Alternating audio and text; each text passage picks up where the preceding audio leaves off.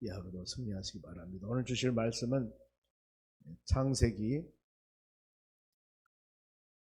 15장입니다. 1절에서 11절까지.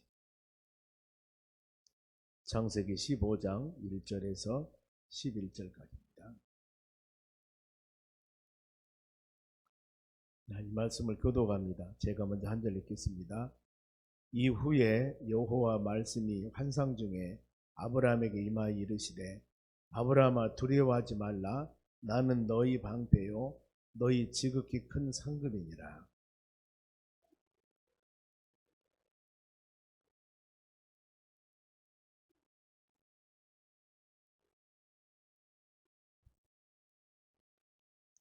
아브라함이 또 이르되 주께서 내게 씨를 주지 아니하셨으니 내 집에서 길린 자가 내 상속자가 될 것입니다.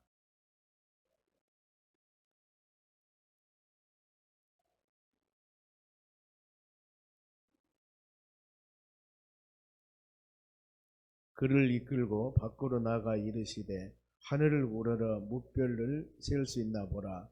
또 그에게 이르시되 너희 자손이 이와 같으리라.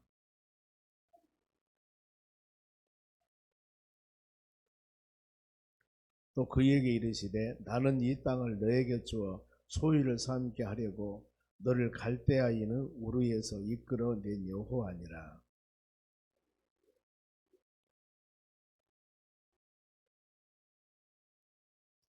여호와께서 그에게 이르시되 나를 위하여 3년 된 암소와 3년 된 암염소와 3년 된 숫양과 산비둘기와 집비둘기 새끼를 가져올지니라.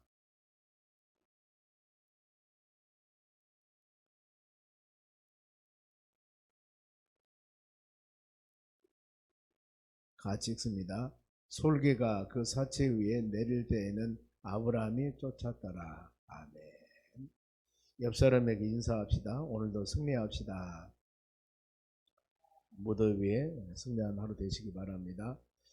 오늘 15장 1절 말씀 보면 이후에라는 단어가 시작이 됩니다. 보면은 이후에 여호와 말씀이 환상 중에 아브라함에게 임했습니다.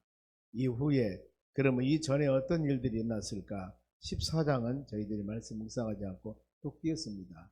14장 내용을 요약을 하면은 14장 1절 2절 보면은 뒤에입니다.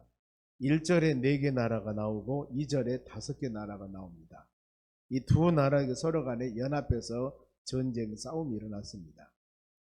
이 싸움이 일어났는데 그때 이제 이 2절에 있는 5개 나라 거기 보면은 소돔 왕과 베라 왕과 소돔 왕 베라와 고모라와 비르사 이렇게 쭉 5개 왕과 서로 전쟁이 일어났는데 11절 말씀 보니까 네 왕이 소돔과 고모라 모든 재물과 양식을 빼앗아가고 이것을 보면은 바로 이 14장 1절에 있는 네 왕이 승리를 한 겁니다. 뒤에 있는 2절에 있는 5개 왕이 친 거예요. 연합전쟁을 서로 싸우고 있는데 그래서 이 소돔과 고모라 이 5개 연합 나라가 있는 모든 것들을 빼앗겨 버립니다. 이때 문제는 12절입니다. 소돔에 거주하는 아브라함의 조카 롯도 사로잡고 그 재물까지 노력하여 가더라. 아브라함과 롯이 13장에 보면은 서로 간에 재산 분리를 합니다. 보면은 재산 분리라기보다도 이제 하나님께서 그들에게 축복을 주니까 서로 간에 이 시대는 목축을 하는 그런 시대이기 때문에 한 지역에서 서로 간에 이 하나님께 축복을 주어서 양들이나 이 목축들이 너무나 번성하니까 서로 싸우게 되니까 하나님 영광을 위해서 그러면 안 된다. 서로가 땅을 분리하게 될 때 아브라함은 가나안 땅, 롯은 기름진 땅, 에덴 같은 좋은 곳을 택하게 됩니다.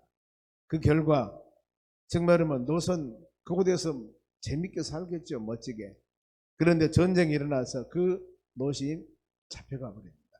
이것을 들은 아브라함이 조카가 지금 다른 사람들에게 잡혀가 버린 것뿐만 아니라 재산 모든 거 다 지금 뺏겨버렸습니다. 이 소식을 들은 아브라함이 이 318명의 군사를 거느리고 있었습니다. 사람. 근데 아브라함이 그 훈련된 자들 이들을 데리고 찾아갑니다. 찾아가서 전부 다 빼앗아 와요. 대단하죠. 빼앗아 올 때 이 소돔 왕이 환영을 하고 영접을 하고, 그리고 중요한 14장 18절 말씀 보면은 살렘 왕 멜기세덱이 떡과 포도주를 가지고 나왔으니 그는 지극히 높으신 하나님의 제사장이더라.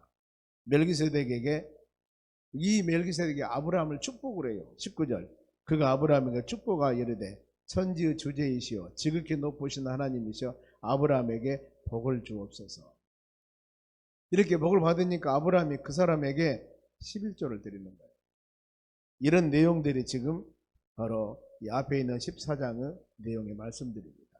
이런 상황에서 바로 1절 다시 봅니다. 15장 1절이에요. 이후에 이런 쭉 내력들이 있습니다. 여호와 말씀이 환상 중에 아브라함에게 임합니다. 아브라함 말씀이 있는데, 아브라함아 두려워하지 말라. 나는 너희 방패요 너희 지극히 큰 상급이로다. 하나님께서는 이대 시대를 족장시대라고 그럽니다. 그런데 믿음의 사람, 지도자들에게 항상 이런 말씀을 주십니다. 여호수아에게도 그렇죠. 다윗에게도 그렇고, 뿐만 아니라 믿음의 영적인 지도자들에게 꼭 이 말씀을 줘요. 두려워하지 말라. 무서워하지 말라. 우리도 바울 사도가 빌립보서 4장 6절 말씀 보면은 아무것도 염려하지 말라. 오직 우리가 할 것은 모든 일에 기도와 간구함으로 너희 구할 것을 하나님께 아뢰라. 이런 말씀을 주십니다. 두려워하지 말라는 것. 믿음의 사람들이 두려워하는 것은 하나님에 대한 믿음의 신뢰성이 부족하기 때문에 두렵고 떨리는 마음이 생깁니다. 하나님의 나와 함께 하시고 성령님 우리에게 힘과 능력을 주심을, 그리고 하나님께서 눈동자같이 믿음의 자녀들을 지키시고 돌보심을 믿는다면 우리가 두렵지 않겠지요. 그런데 이것이 우리 믿음이 연약하기 때문입니다. 그래서 말씀드리면서 하나님 우리에게 힘주고 능력 주어서 어떤 세상의 세찬 바람이 불어온다 하더라도 우리의 방패 되신 하나님 의지하고 믿음으로 승리하기를 원합니다. 이 믿음 갖고 나갈 때 주의 은혜가 임할 줄로 믿습니다. 그래서 아브라함에게 두려워하지 말라고, 그냥 무조건 두려워하지 말라고 하면 두려운데 어떻게 하겠냐 그 말입니다. 이럴 때 뭘 하겠습니까? 나는 너희 방패다 이 말이에요. 내가 방패가 되어줄게. 모든 것을 막아줄게. 시편에도 하나님 우리의 방패가 되신다고 그랬습니다. 다시 신앙 고백이 항상 그래요. 우리의 구원의 뿌리요 산성이고 피난처시고 반석이시고 시편 18편에 그랬습니다. 그 하나님, 우리 하나님이 동일하시다 그 말입니다. 오늘 하루도 여러분 우리의 삶 가운데 이런 일들이 있을 때 믿음 가지고 두려움을 다 멀리 해버리시고 마음의 평강함을 누리는 여러분들이 되시기 바랍니다. 이 말씀을 주었을 때 아브라함이 질문하는 겁니다. 2절에 나는 자식이 없습니다. 재산 상속할 자식은 다메섹에서 같이 하는 엘리에셀입니다. 그러면서 3절에 내 집에서 길린 자, 그가 바로 내 유업 상속자가 될 것입니다. 자, 보세요. 하나님께서는 아브라함에게 그 전에 여러 번 약속을 했습니다. 창세기 12장에 믿음의 조상으로 택할 때도 너는 믿음의 조상이 될 것이다. 하나님이 너를 본토 친척을 떠나는데 너를 돌볼 것이다. 너를 해한 자는 내가 해할 것이고 너를 도와준 자는 내가 도와줄 것이다. 이렇게 하면서 하나님이 약속을 했거든요. 보면 너는 큰 민족을 이룰 것이라고 약속을 했습니다. 그리고 수많은 자손을 너희에게 줄 것이라고 그랬고 13장에도 보면은 보이는 땅 내가 다 너희에게 주리라. 이렇게 노다하고 재산 분리할 때도 봐라. 좌우상 한번 바라봐. 내가 다 너희에게 줄 것이다. 이런 언약과 약속을 하나님 주셨는데 이 약속 언약의 말씀에 확 붙잡아야 되는데 역시 여러 가지 환경 때문에 흔들린 것 같습니다. 왜 그랬을까? 하나님의 약속에 대한 믿음이 부족하기 때문에. 우리도 동일합니다. 우리도. 여러분, 제가 어제 우리 직원들하고 9시 되면은 직원회의를 합니다. 그때 말씀 묵상하는데 그 얘기 한번 드렸어요. 우리가 과연 믿음이 있는가? 과연 우리가 믿음이 있는가? 그리고 예수 그리스도를 믿고 산다는 우리가 어느 정도 믿음을 소유하고 있는가? 그런데 제가 그걸 묵상하면서 그래요. 우리는 말로는 믿는다 하면서도 행동은 안 믿는 행동이 훨씬 많습니다. 여러분 그래요.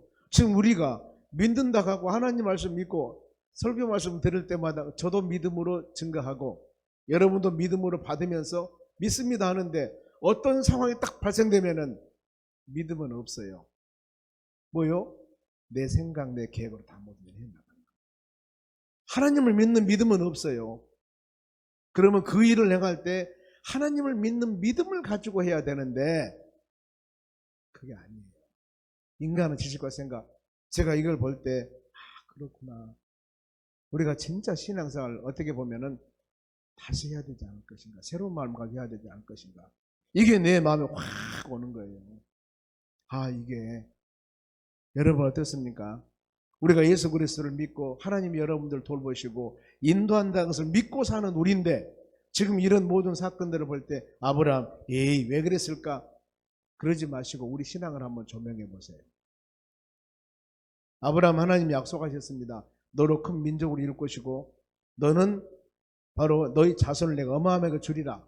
이렇게 언약 약속하셨다니까. 그런데 우리는 이런 말씀 묵상하면서 아브라함은 믿음이 없었습니다. 아브라함은 하나님의 말씀 순종하지 못했습니다. 이건 맞습니다. 그러면은 우리의 믿음은 어떤가? 지금 10년, 20년 신앙생활 해온 우리는 어떤가? 어떤 환경과 여건이 되어지면은 그것을 믿음의 눈을 가지고 바라보는가? 아니면은 인간적인 생각으로 먼저 계산하는가? 그런데 보면은 인간적인 생각이 먼저일 때가 많습니다. 이것은 우리의 현 주소예요. 이럴 때마다 한번 다시 생각을 해보게. 하나님, 우리는 믿음의 사람입니다. 믿음으로 모든 일을 하기를 원합니다. 그리고 너무나 조급하지 말고 조금만 인내하면서 한번 기다려 봅시다. 하나님 어떻게 인도를 하시는가? 그리고 지금 아브라함은 자기가 늙어서 이제 나는 생산할 수 없으니까 안 될 겁니다. 내 가정에서 기른 이 사람이 내 바로 유업으로 후수하러 될 사람입니다. 전능하신 하나님의 능력을 믿지 않는 거죠. 하나님은 아브라함이 바로 사례가 어때요? 90세 아브라함 100세 이삭을 낳지 않습니까? 우리가 이런 사례를 보더라도 우리 삶 가운데 하나하나 모든 것들을 한번 마음에 새기면서 그래 하나님 믿음을 주시라고 우리 생활하는 모든 일도 가정, 직장, 사업장, 교회 일 모든 것들도 하나님 믿음으로 좀 할 수 있는 사람이 될 수 있도록 해달라고 여러분 기도하셔야 돼요. 믿음으로 살아갈 때는 세상에서 우리를 우매한 자로 볼 겁니다. 지금 시대가 어느 시대인데 그렇게 하고 그렇게 생각을 하고 그런 일을 행하냐 아마 이럴 거예요. 그런데 그것이 여러분 믿음의 사람들의 삶입니다. 다시 하나님께 말씀하십니다. 이렇게 아브라함이 질문했을 때 4절에 여호와 말씀이 그에게 임하여 이르시되 그 사람이 너희 상속자가 아니라 너희 몸에서 날 자가 너희 상속자가 되리라 하시고 하나님 말씀을 주시죠. 말씀. 우리는 여러분 그래서 믿음은 들으셔야 된다는 겁니다. 끊임없이 하나님 말씀을 들으면서 우리의 믿음의 분량을 키워나가야 됩니다. 씨름해야 돼요. 인간적인 방법, 세상적인 계산하고 우리의 믿음의 방법하고 이 방법이 우리 마음속에 항상 요동할 때 우리가 어떻게 가야 할 것인가 싸워야 돼요. 끊임없이. 그런데 이 믿음의 성장은 하나님 말씀을 듣지 않고는 도저히 성장시킬 수가 없습니다. 오늘 지금 새로운 마음으로 제가 이런 말씀을 증거할 때 예배드린 여러분들은 깨달을 겁니다. 이 말씀을 듣는 사람이 깨달을 겁니다. 내가 지금 10년, 20년 믿음 생활을 해왔다고 왔는데 현실에서 어떤 상황이 딱 직면하면은 하나님의 뜻과 믿음으로 생각을 하는가 인간적인 계산이 먼저인가 한번 여러분들 보세요. 여러분들 보세요. 해놓고 한번 보세요. 그런데 우리 생각이 먼저예요. 믿음은 아닙니다. 이럴 때 우리는 오늘도 이런 말씀을 통해서 깨닫습니다. 그래, 믿음이 우선순위로 가야 되는구나. 그러면서 믿음이 우선순위로 갈 수 있도록 하나님 말씀의 뜻이 우선순위로 갈 수 있도록 끊임없이 우선순위를 바꿔야 돼요. 우리 마음속에.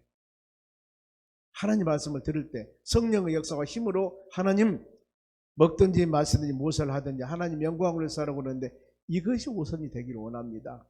이것이 어떤 때는 내가 알고 있으면서도 우선순위를 바꾸지 못할 때가 있습니다. 모르고 그럴 때도 있지만 그래도 환경이 이러는데 이것이 먼저가 되어버린 거예요. 이럴 때마다 우리는 끊임없이 말씀을 들으셔야 돼요. 그래서 우리 신앙이 올바른 길로 갈 수 있도록 기도하며 간구하셔야 돼요. 시편 127편 3절에 자식은 여호와의 기업이요 태의 열매는 상급이라고 그랬습니다. 너희 몸에서 날짜라고 그랬습니다. 젊은 자의 자식은 장사의 수중에 화살 같다. 하나님이 약속하셨습니다. 너희 자식을 내가 줄 것이다. 너희 태에서. 그랬을 때 하나님이 아브라함과 언약을 합니다. 시청각을 보여줘요. 그래 못 믿겠어? 그러면 내가 보여줄게. 그러면서 본문에 5절 말씀을 읽어볼까요? 그를 이끌고 밖으로 나아가 이르시되 하늘을 우러러 무뼈를 세울 수 있나 보라. 또 그에게 이르시되 너희 자손이 이와 같으리라. 아브라함이 이렇게 뭔가 흔들릴 때 지금 이 아바밤 하늘의 별 한번 바라봐. 많지? 그래 너희 자손은 이보다 더 많이 하나님께서 줄 것이다. 이 약속을 주십니다. 우리도 동일합니다. 여러분 끊임없이 방금 지금도 우리는 하나님 말씀을 통하여 우리 신앙을 점검해 보는 겁니다. 끊임없이 나는 믿음생활 잘한다고 하고 있는데 그것이 잘하고 있는 것인가 아니면 내 생각대로 모든 일을 하고 있는가. 끊임없이 이것입니다. 바로 보면은 노마서 4장 18절에도 아브라함이 바랄 수 없는 중에 바라고 믿었으니 민족의 조상이 되게 하려 함이라 그랬습니다. 그래서 6절을 보면은 아브라함이 여호와를 믿으니 여호와께서 그를 의로 여기시고 그랬습니다. 그래 너는 이제 의로운 자, 행함을 통하여 의로운 자라 바로 일컬음을 받았느니라. 야고보서도 그랬습니다. 행함을 통해서. 아브라함이 행함을 통해서. 우리 믿음의 사람들은 내가 갖고 있는 믿음을 그대로 실천하며 행함을 통해서 나타나는 삶이 되어야 됩니다. 그래서 야고보서 말씀이 행함이 없는 믿음은 죽은 믿음이라고 그랬습니다. 죽은 믿음.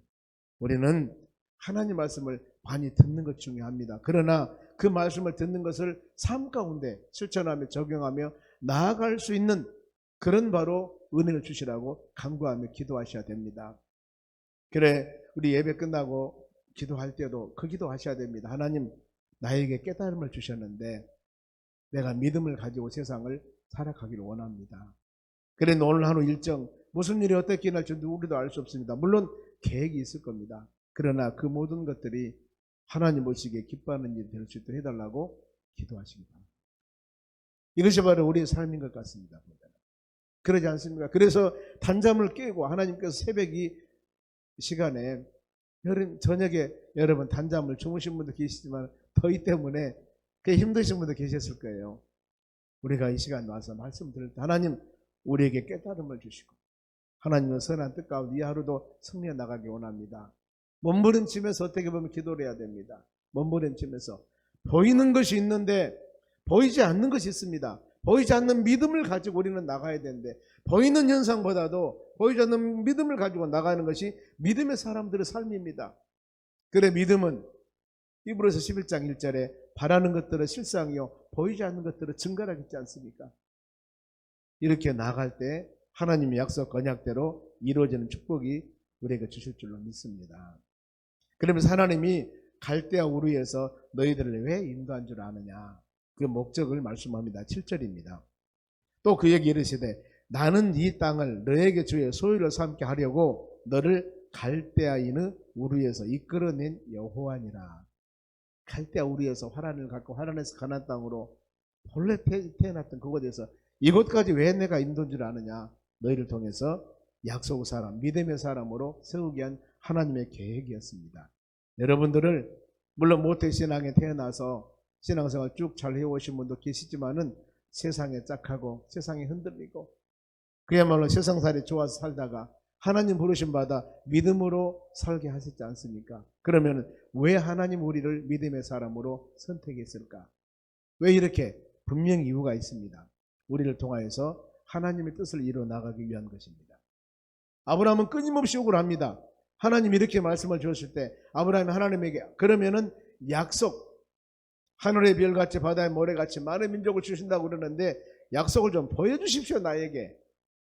이 지금 바로 요구를 하는 겁니다. 9절 말씀 보세요.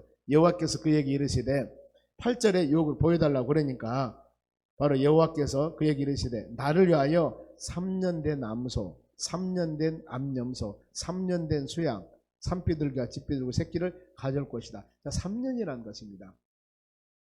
아브라함이 보여주길 요구를 할 때 하나님 말씀을 주십니다. 3년 된 뱀을 송아지가 3년 되면 다 자란답니다. 이때 새끼를 낳는답니다. 완성을 말합니다. 완성. 하나님께 완전한 모습, 완성된 믿음, 완전한 것들을 너희 나에게 보여주라. 그리고 너는 그렇게 살아가야 된다. 앞으로. 흔들린 믿음이 아니라 완전한 믿음으로 살아가라. 그러면 10절 말씀에 바로 이 아브라함이 그 모든 것을 가져다가 중간을 쪼개고 그 쪼갠 것을 마주대에 놓고 그 새는 쪼개지 아니하였더라. 그 말은 여기서 이제 이 쪼개다는 단어입니다. 바로 만일 너희가 약속을 위반할 때는 너도 이와 같이 쪼갤 것이다. 어려움을 줄 것이다. 이게 하나님의 즉 계약, 약속을 위반하면은 너는 징벌을 받아. 그러면서 새는 쪼개지 말라. 바로 레위기 1장 17절에 보면은 새는 제물을 드릴 때 본래 쪼개지 않습니다. 이것은 어떤 뜻이냐? 말씀에 순종하라. 우리는 하라는 것은 해야 됩니다. 하지 말라는 것은 안 하는 것이 순종입니다. 이 말씀입니다.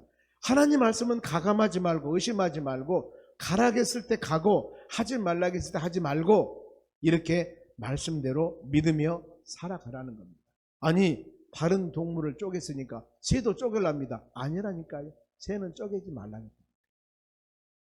이것이 우리는 내 상식과 내 지식대로 우리 믿음생활 하는 사람들이 아닙니다. 우리는 하나님께서 하지 말라는 일, 하나님께서 말씀 주신 대로 믿음으로 가는 것이 우리 신앙입니다. 여러분, 우리의 지식과 우리의 생각에 아니 이렇게 하면 좋은데요, 이렇게 해야 되겠는데요, 그러는데도 불구하고 하나님이 아니다 그러면 안 하는 것이 믿음으로 사는 겁니다.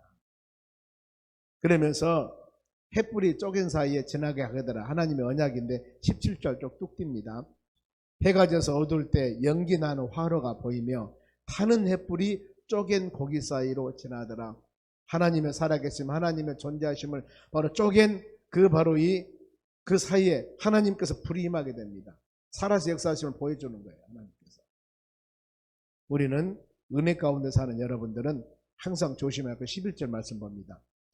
솔개가 그 사체 위에 내릴 때 아브라함이 쫓았더라. 솔개, 사단을 바로 상징하기도 합니다. 보면은 우리의 삶 가운데 악한 것들이 여러 가지 방법대로 미혹을 할 때 우리는 말씀으로 물리치며 이겨 나가야 될 줄로 믿습니다.